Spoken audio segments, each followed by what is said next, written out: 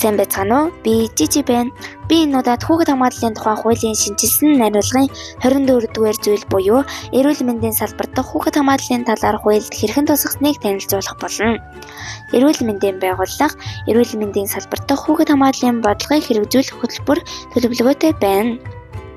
Эрүүл мэндийн ажилтан ажил үүргээ гүйцэтгэх явцад эрсдэл нөхцөл байгаа хүүхдийн талаар таамагласан мэдсэн тохиолдолд хүүхэд гэр бүлийн хөгжлийн асуудал хариуцсан орон нутгийн байгууллага эсвэл цагдаагийн байгууллага хүүхдийн тусламжийн утсанд нэн даруй мэдээлэл нь эрүүл мэндийн байгууллага эрсдэл нөхцөл байгаа хүүхэд харьяал харгалзахгүй эрүүл мэндийн тусламж үйлчилгээ үзүүлнэ.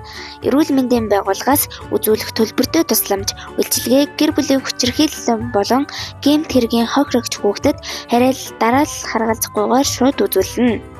Эрүүл мэндийн ажилтан эрүүл мэндийн тусламж үйлчилгээ үзүүлэх явцад мэдсэн хүүхэд түүний гэр бүлийн гишүүний хүний хувийн болон эмзэг мэдээллийг эрх бүхий байгууллага албан тушаалтан шаардсанаас бусад тохиолдолд бусдад дамжуулах мэдээллийг хориглоно.